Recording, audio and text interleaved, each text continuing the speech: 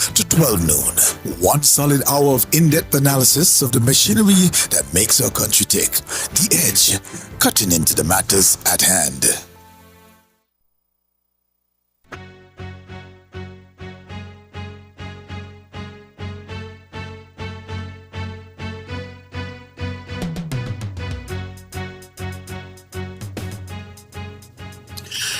Good morning, St. Kitts and Nevis, and welcome to The Edge here on ZIZ Radio 96.1 FM. Thank you so much for joining the program. Let me apologize for the late start, but I'm here and we're going to get right into the program. Today is Wednesday, October 25th, 2023, and you're listening to The Edge. I'm Devonne Cornelius, and again, thank you so much for joining. Of course, I love to start the program by bringing the three top stories making the headlines, or the top stories on the international scene, regionally, and in local news. On the international scene, Iceland's Prime Minister joins strikes over gender pay gap. And this, I can tell you, is a very interesting story. It says that tens of thousands of women in Iceland, including the Prime Minister, have gone on strike in protest at the gender pay gap and gender-based violence.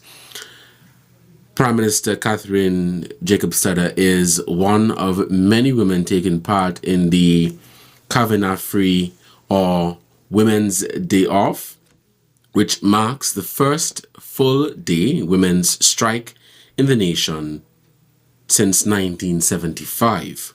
Women and non-binary people have been urged to refuse paid and unpaid work, including household chores and fields in which women from the majority of workers, such as healthcare and education, have been especially affected. Across the region, Cuba continues to push to have U.S. embargo lifted. It says that for the past 30 years, the United Nations General Assembly has voted overwhelmingly to condemn the American economic embargo of Cuba. The last time around, November 2022, the vote in the 193-member General Assembly was 185 countries supporting the condemnation, the United States and Israel opposing it, and Brazil and Ukraine abstaining. The matter is scheduled to be back before the General Assembly next month, and there is quite a quiet hope that this time around the resolution will be passed. And in St. Kitts and Nevis, in a dazzling display of lights, the government headquarters of St. Kitts and Nevis lit up in a splendid shade of blue, marking a momentous occasion in celebration of the United Nations UN Day on October 24th, 2023. At a brief but impactful ceremony held outside government headquarters on the evening of October 24, the Honorable Dr. Terence Drew, Prime Minister of St. Kitts and Nevis, while delivering the featured address, said that the blue light serves as a representation of the Federation's dedication to the values upheld by the UN. And, interestingly, I'm actually wearing blue for those of you who are viewing via ZIZ's YouTube channel or Facebook page. So I'm a day late, but I am celebrating World UN Day today. All right, so those are the top stories on the international scene, regionally and here and locally here in St. Kitts and Nevis. You're listening to The Edge. If you're just joining the program, you can participate in the program by calling us at 465-2555 or 718-577-2916, and we will open the phone lines later. Let us take a short break and we will be right back.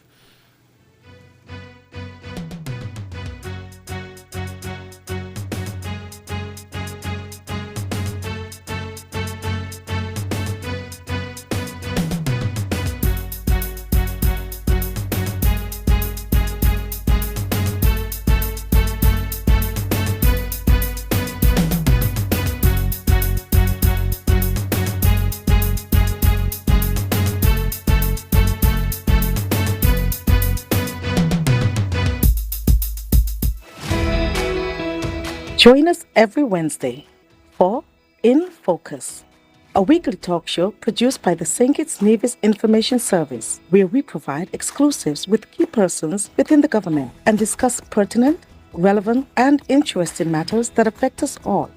Tune in every Wednesday, live on ZIZ Radio and streamed live on Facebook at SKNIS Media and ZIZ Online.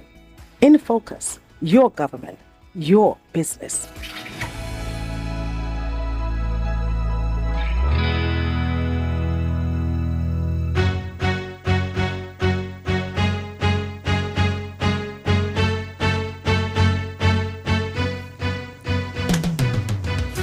Welcome back to the program. You're listening to The Edge here on ZIZ Radio 96.1 FM. I'm your host, Devonne Cornelius. Thank you so much for joining the conversation today, Wednesday, October 25th, 2023. It is 15 minutes past the 11 o'clock hour. We'll take callers later on. So let's pause on the call and we will take some callers later. Again, the numbers are 465-2555 or 718-577-2916. Now, today I want to turn your attention to the United Nations and some of the different programs and funds that they have. And many people ask the question, why things are the way they are in St. Kitts and Nevis, and why do we have to follow this particular standard or this particular rule, or why are we doing this particular way, right? And I want to do my best today to shed some light on that. Now, the United Nations is a part of the UN system, which, in addition to the UN itself, comprises many funds, programs, and specialized agencies, each of which have their own area of work, leadership, and of course a budget to work with. The programs and funds are financed through voluntary rather than assessed contributions. The specialized agencies are independent international organizations funded by both voluntary and assessed contributions. The UN coordinates its work with these separate UN system entities, which cooperate with the organization to help it achieve its goals. Now, you may wonder, what are some of the funds and programs that exist with the United Nations? Many of you perhaps have heard of the United Nations Development Program, or the UNDP. You may have heard of the United Nations Human Settlements Program. You have the United Nations Environment Program, the United Nations Children's Fund, or as we call it, UNICEF. You have WFP, that's the World Food Program. You have the United Nations Population Fund, and then you have the UN specialized agencies. You have FAO, which is the Food and Agriculture Organization. You have UNIDO, which is the United Nations Industrial Development Fund. You have the World Tourism Organization, and you also have the International Civil Aviation Organization, and as well as the ILO, the International Labour Organization, WHO, that's the World Health Organization. This is just to give you an idea of some of the programs and funds that exist with the United Nations, and where the work that these organizations do, and where is St. Kitts and Nevis in all of this, and how do we play a part in ensuring that these organizations and funds and programs carry out their work, and why we are upholding some of the standards and some of the values of these organizations. In the past, on this program and on many other programs, we've talked about food security, we talk about agriculture, we've talked about feeding people. And you would see that the United Nations has a World Food Program and the Food and Agriculture Organization. Those two organizations or programs we make a lot of reference to, especially the Ministry of Agriculture here in St. Kitts and Nevis and the various initiatives that they have. You would know that some of the programs that we have in St. Kitts and Nevis, specifically in the area of agriculture, are not just funded and supported, but there is a collaboration between these ministries, between our government here in St. Kitts and Nevis, and these funds and these programs, right? And so we have the World Health Organization. A lot of people, I think, are familiar with the World Health Organization, but you perhaps got more, you got an opportunity to learn more about that organization when we had COVID-19 in 2020. And so this was the body, of course, with PAHO, this was the organization, the body that we were hearing most or getting most of the information from as it relates to COVID. But some people may ask, what is the importance of these organizations? For me, I think there has to be order, there has to be law, there has to be certain values and certain standards that we must adapt to or that we must uphold here in St. Kitts and Nevis.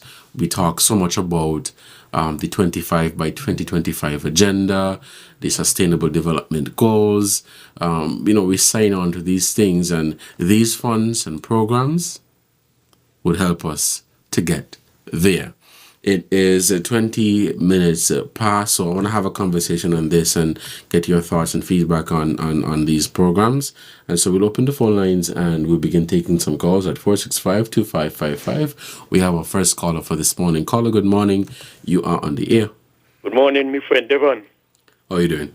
I'm good, man. You too? I am doing fantastic. Well, you sound like you're gooder than me. I'll add that word to the dictionary, gooder. Yeah, that's granny word. That's granny big word. All right. Let me hear. Well, what you do? You playing for tech? We playing for tech? Are we playing for fun? We're playing... sorry? Are we playing for tech? Are we playing for fun? The load of fun that you read out. Yo. And to me, they are really fun. Mm-hmm. Because with all these meetings and organization, what function, what our ministers are going to attend in. We want to know exactly what are we benefiting from the lot of funds. I agree that we have to adhere to discipline. Mm. That's number one. And we have to adhere to the rules that protect the nation from destruction. Mm-hmm. Now here in St. Kitts, we have a lot of problems when it comes to agriculture. The monkey them, that's a problem by itself. Destroying our agricultural products. And wild animals all over the place, destroying people, agricultural products. Nothing is being done to curtail those wild animals while running across road and mashing up people's vehicle. And when you hit them, they ain't gonna own up. What are they doing? What are these load of funds doing to help our country? Because a lot of those big countries, they are the agriculture, those who do agriculture, they are subsidized by the government. Our agriculture here, they need to be subsidized. For instance, those big countries, the government help them to get the proper boxes or packages to make their products look presentable. We here don't have that. So when the farmers them make a little change from the ground, they have to do their best to provide the products in decent packages to be accepted by hotels and all these restaurants and supermarkets. So when they go to these functions, why don't they bring back something to help the farmers them? That's one. And years ago when Dr. Douglas was the Prime Minister, he had animals trampling people ground, mashing up cars, everything. And big talking on the radio was that why they don't send the army them to shoot them, kill them, since the owner don't want to toy them. And you know what Dr. Douglas said? He don't want no animal to be shot because there will be too many dead carcasses on the side of the road. Well, I could see what you mean with that. But then nothing has been done to these cattle. Cattle have all kind of hassle, all kind of thing in the night, mashing up people's vehicle, and dog and all kind of thing, walking in the street, biting people, causing nonsense. Nobody looking after that. Let them load of funds up by United Nations. Let it tell the countries the best way to protect our country from all the destructions. Nobody doing nothing. They just talk, coming back with the empty hand. What they bringing back and say, well, okay, we get this here and this is going to help the country. Anyway, somebody else might want to talk, so let me get out of the way quick. All right, Carla. Thank you for your contribution to the program. Now, you asked about what these organizations, the work that they do. The World Food the Food and Agriculture Organization, putting a number on hunger. Their task, I think, is self-explanatory, and people would understand. But the Food and Agriculture Organization supports countries in the Caribbean and across the globe in ensuring food security and ensuring that there is sustainability in agriculture. I'll go more into that, but let's take this call. Caller, you are on the air. Good morning. Yes, good morning, Devonne. Hello? Yes, caller, you're on the air. Good morning. Go ahead. You have a particular topic this morning? Well, we are focusing on the United Nations and the different programs and funds that are available there, and how these programs and funds benefit St. Kitts and Nevis and the Caribbean region as a whole. Oh, because I heard you was reading an item there. They want to. Well, sure, you can comment on that. You're referring to the top stories I mentioned earlier? Yes, with the strike with the women in Iceland? Yes. Well, I'm more asking a question because I'm kind of taken back, right? Because if I heard you correctly, I think you said the Prime Minister also was there showing solidarity with the other women. Yes, she's also participating. Yes. For them to get what? Equal pay with men or? Equal pay. Equal pay. And you know the reason why I'm saying I'm kind of taken back? And gender-based violence. Let me mention that. Sorry. But go ahead.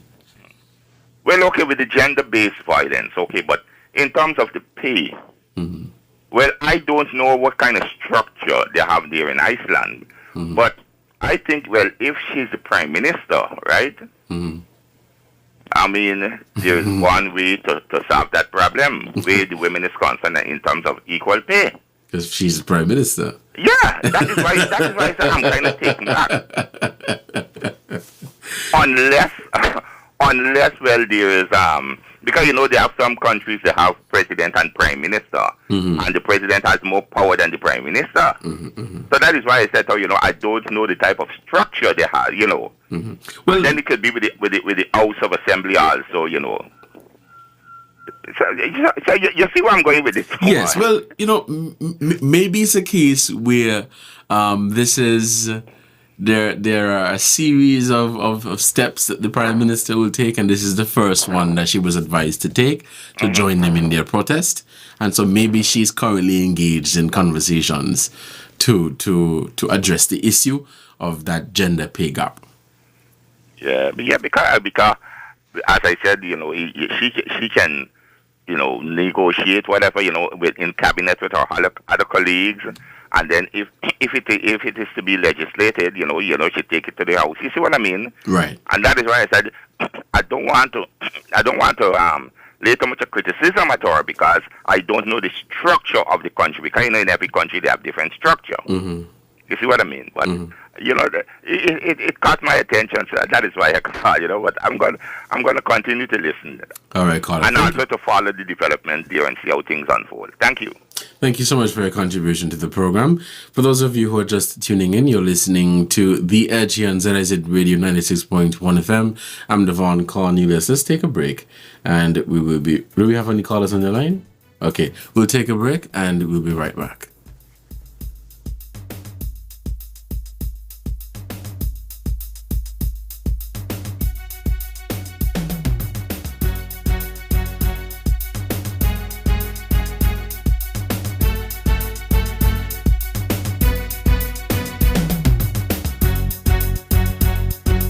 It's time that we realize that we must work together to thrive. The world as we know it, the sky and below it.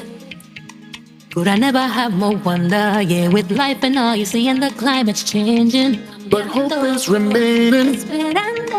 And we can't ignore the future. It depends on you and me. One chance, all that we got. Voice together we strive. Take care of the world where we live. Permite a todos vivir. Tomamos la oportunidad para cortar la humanidad. And I must leave no one behind because we are one climate, one Caribbean, one climate, one Caribbean. This message is brought to you by the Caribbean Community Climate Change Center under the EU GCCA Plus project, funded by the European Union. From the heart of ZIZ Radio comes a political talk show like no other. The Edge, with host Devonne Cornelius giving you his take on the biggest stories happening in governance today. Got something to say? Let's hear it. Give us a call at 869-465-2555, Monday to Friday from 11 a.m. to 12 noon. One solid hour of in-depth analysis of the machinery that makes our country tick. The Edge, cutting into the matters at hand.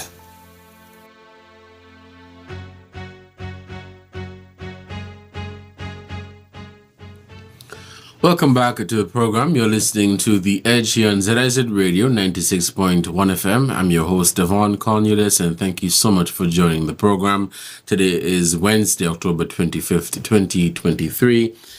According to my watch, it is 11:31. We wrap up the program at 12 noon. The phone lines are open and we're taking your calls at 465-2555 or 718-577-2916.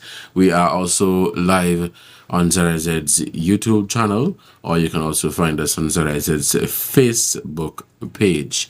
We are on the topic of the various organizations and funds programs that form part of the United Nations. I won't be able to explain all of these programs or go into detail for all of these programs in 1 hour, of course, or in the next half an hour, but it will be something that I will be introducing in the coming days and weeks so that people here in St. Kitts and Nevis can get a better understanding of the role that these organizations play.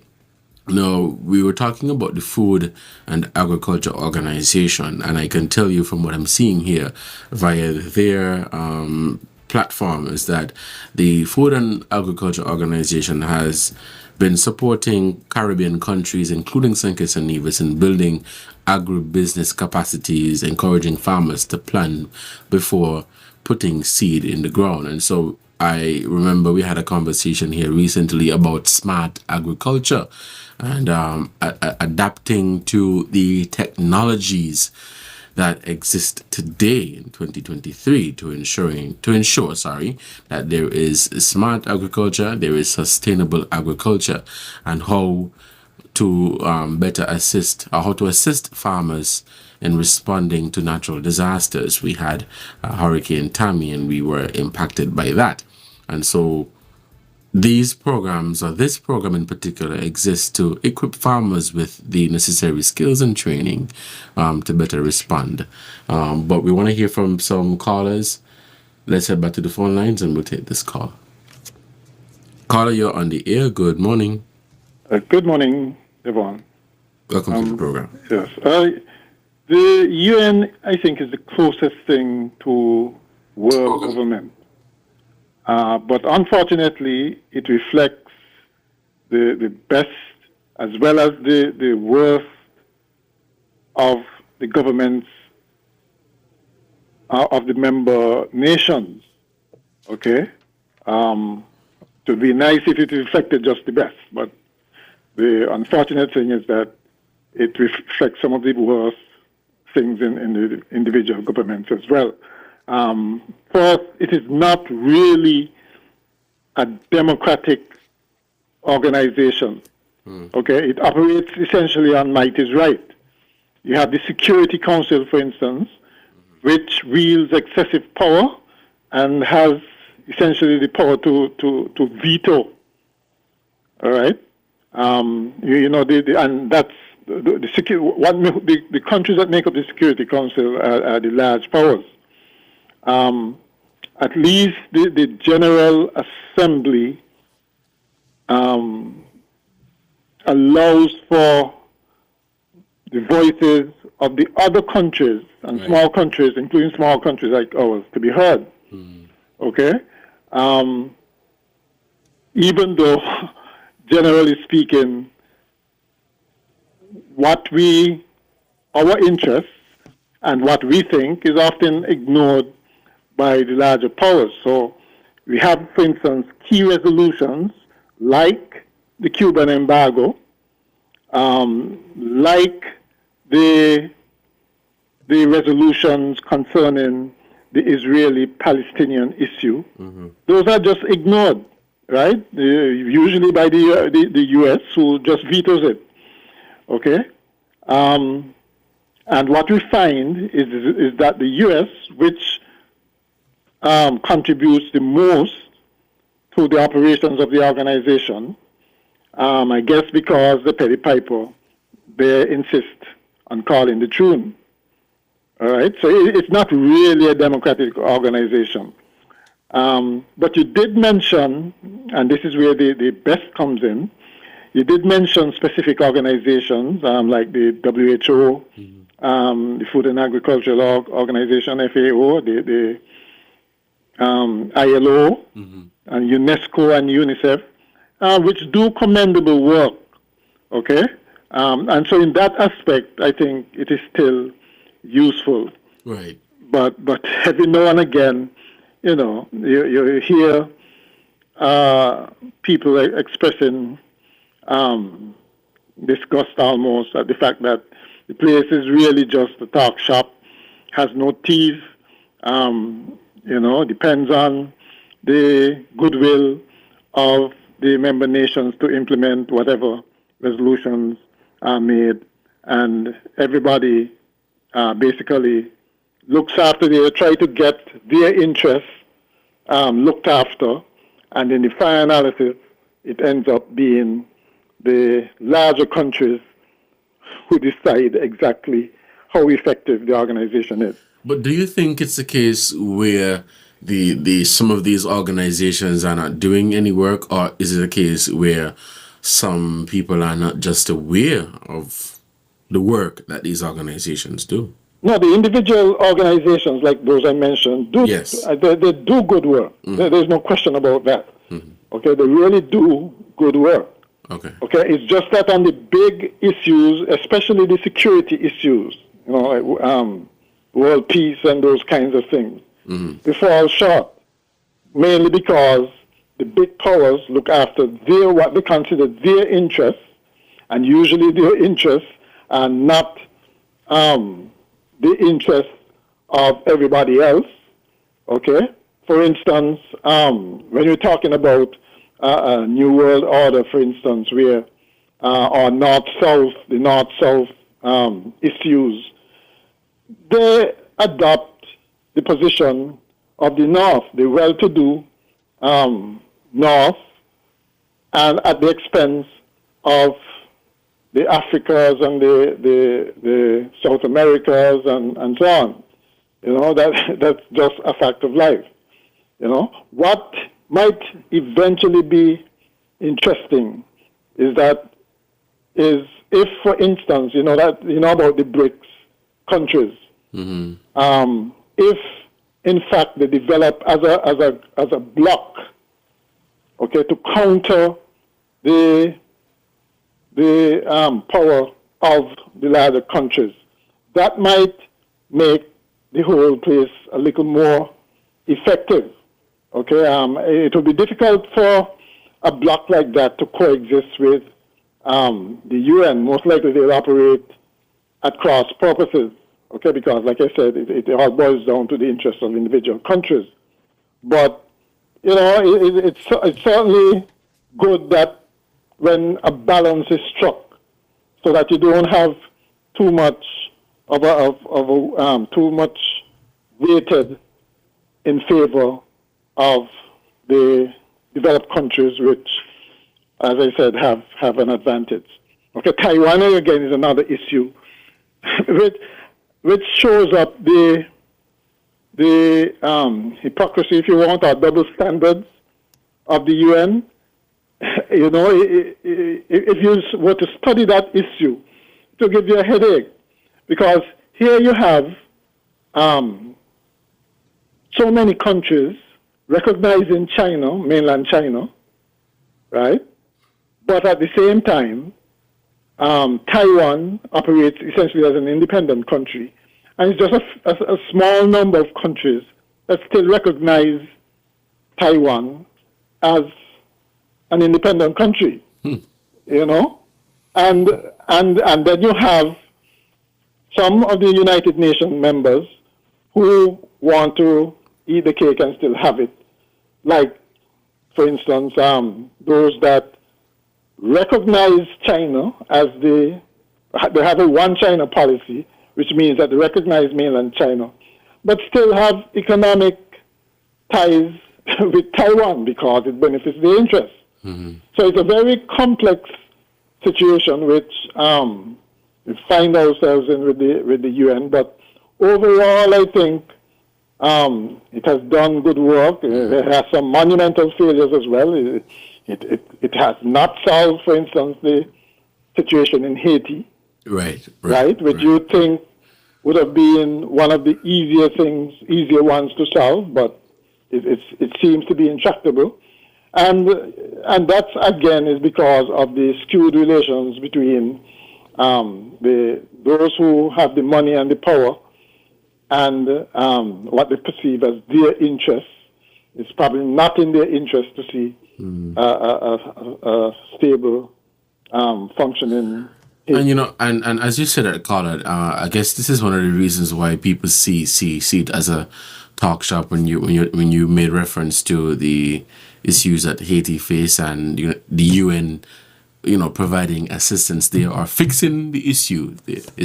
We have a case where we're just talking about it, but we're not seeing real action to address the challenges that Haiti face. Exactly, and I would have thought that would have been a nice test case for the UN, in that, I mean, the whole range of organizations in the UN can be brought to bear on Haiti, right? And to make it successful, and they certainly can do something with regards to security, but they will, I think. I guess it has no oil, no minerals. Well, it has minerals, but it's way down in importance insofar as those that wield power in the UN is concerned. And it's unfortunate. It's like the Palestinian issue as well. It's just a few people, few million people. They're the wretched of the earth, but so be it. That's really unfortunate. So their issue gets sidelined until they do like what they did on the 7th of October. And then everybody sit up and take notice. When it's over, they're going to go back to sleep. And it's just so unfortunate that there's no follow-through on finally getting a settlement. And the UN is best placed to do that, I think. All right, Carla, thank you. Thank you so much for your contribution to the program. It's 11:43. Do we have any more callers on the line? Let's head back to the phone lines and we'll take this call. Good morning, sir. Good morning, caller. You're on the program. Yes, and good morning to the listeners from and abroad. Carl Brown here. I won't even waste my time having any discussion on those organizations there, because those are waste of time. You know? And all the good that the last caller saying that they does do, when they do any good for you in terms of aid and finance and any form of assistance, is one load of stipulation to go with it. So waste of time. They're going with all these meetings all the time, and as I always just tell you, talk shop and waste of the taxpayers' money. see the G21 down to G28 now. Next month they're going to Dubai. Go talk again, another talk shop again. And the countries them that in the G21, you know, they carry it up to 228 now. And the people complaining that the last meeting they had, all of these nations, you know, an organization agreed to assist with finance. And the head of one the organization complaining the other day, say only 17% out of, so they commit 100%. The man say only 17% they don't get. And here another year come, and they add 7 more to make it 28 nations. Go in Dubai, go talk shop again, go promise, and make all kind of commitment, and then they can't even meet it halfway. So they don't have waste of time. I wouldn't even think. The why call to talk about is agriculture. And the government here is a waste of time when it comes to agriculture. The different groups in the agricultural field, right? They're on radio station on a daily basis, saying the lot of licks they're getting and no assistance from the government.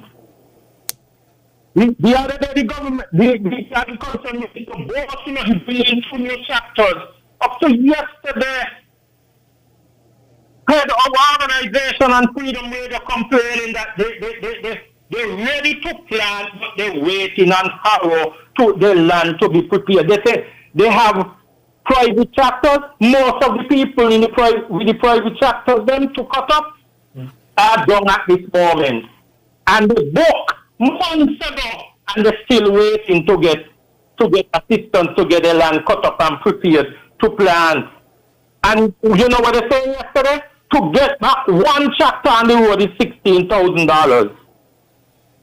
Private people now beyond this, that South Harbor, Kittyton Hill, OCI, and many others have the financial problems. The SIDF help them out tremendously. Well, how come they're not helping out the cops in the agricultural departments? How come they're not helping out the farmers? We are the SIDF to help out the farmers and push for agriculture farming forward. No, but they're helping out all these organizations. We're claiming, you know. We claim when they come here, and while they're here, who are here? So they got all these, every time you hear them, the boss, they make $10 million profit, $15 million profit, but they still fly to the SIDF. All these organizations I call out here, come here, have all kind of talk on these radio stations here, right here on ZIZ too, and other stations, Christopher Harbour and all of them, right? Southeast Peninsula, all of them. Wonder how they got all this money, they're going to do all these things, but they still reach to the SIDF. So SIDF, we are calling on you to go and help all the cops in the agricultural field and help out the farmers them to get good tractors and get equipment to put farming. Or you say, or you want to do 25 by 25? Well, let us see how you're working. And I'm calling on the agricultural minister again. The budget for this year, $100 million to go to agriculture to help with food safety and 25 by 25 add-on. All right, Carla, thank you so much for your contribution. It is 11:48. We'll take a break, and when we come back, we'll continue the conversation right here on The Edge on ZIZ Radio 96.1 FM. Let's take this break, and we'll be right back.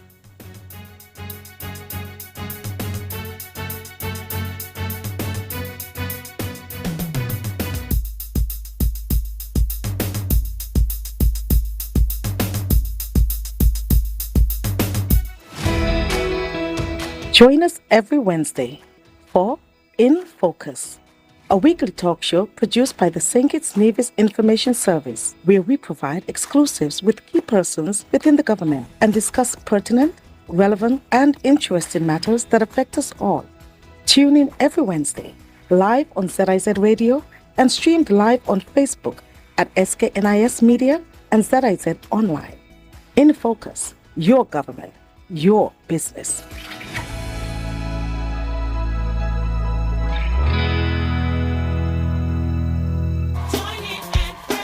And thank him for his wondrous grace. Oh, yeah. Hi, I am Pastor Clive Saunders, and I am inviting you to join me every Wednesday night from 8 to 10 for Praise on the Pulse, right here on ZIZ Radio. It will be a powerful time of praise and worship unto our God. Tune in and be blessed. Come on and declare.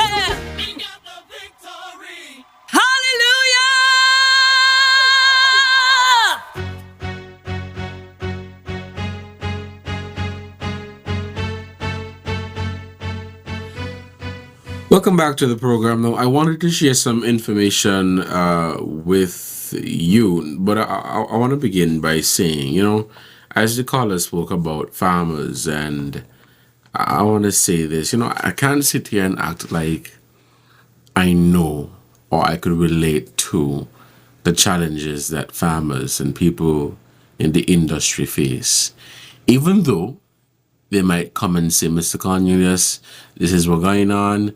These are the challenges and the issues that we are facing. I could say, yeah, okay. But I've never been in their position. I've never been in their shoes.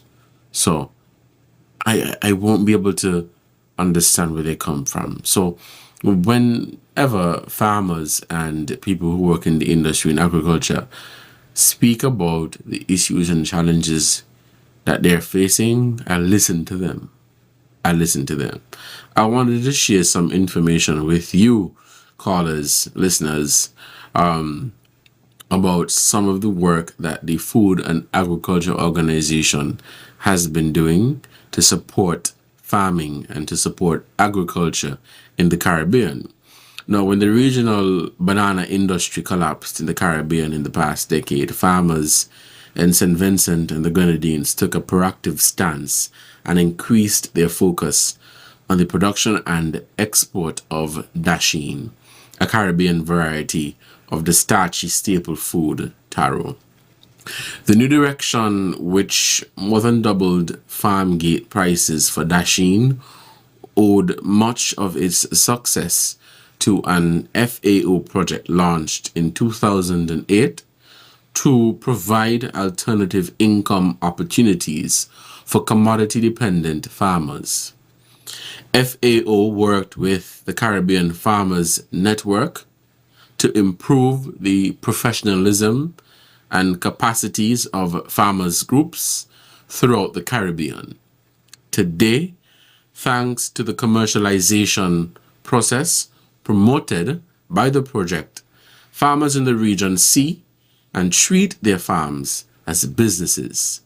In turn, this has strengthened value chains and established stronger farmer market links in 9 Caribbean countries. It's 11:53. The phone lines are open, and we'll head back to the phone lines to take these calls. Caller, you are on the air, and welcome to the program. Hello, caller, you're on the air. Welcome to the program. Hello, good morning, Devonne. Good morning. Welcome to the program. Well, Brother Devonne, first, I want to thank God for the Federation of St. Kitts Nevis. Thank God again, He's paying us from Tammy, who was coming toward us. And, some prayer and some superpower or something stayed from us, so we only get rain. And thank God for that. The animals, them get rain, the farmers, them get rain, and everything to go to crop. And we got to thank Him. But Devonne, my little input this morning is some of the callers them that call in. I believe that you're supposed to get a little control over that. Because people complaining to me anytime they meet me that the talk show only hour.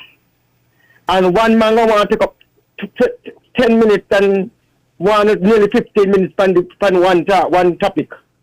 And that ain't good enough. more people calling on the program, I believe better for the program and it better for the radio station. Because you know how much people that follow up ZIZ. But when one man want to talk for 10, 15 minutes, you know, it ain't no good because everybody live in this country and everybody want to share their views. Whether you live overseas or not international, you want to share views with what's going on in the country. And I understand that's that. That's my input this morning. Yeah, I understand have nothing to say at the moment. I understand that, and I take your point. So go ahead and make your contribution. Oh, okay. That was his contribution. Let's head back to the phone lines, and we'll take this call. Caller, you're on the air. Good morning. Okay, yeah, Devon. Yes, go ahead. Yeah, okay, you got me. Now, I heard you said something about some kind of blue lights yesterday. Don't go headquarters. Yes. Okay. Well, hear this now. We have another national anthem question. The whole nation wants to know how many passports been signed by the Prime Minister, the Minister of Foreign Affairs, National Security, and the Minister of Finance, that is Dr. Joe, the Prime Minister. The nation wants to know, so that is a national anthem question. So I hope that those blue lights that they turned on yesterday don't go home headquarters. They are bright enough to shine in the vault.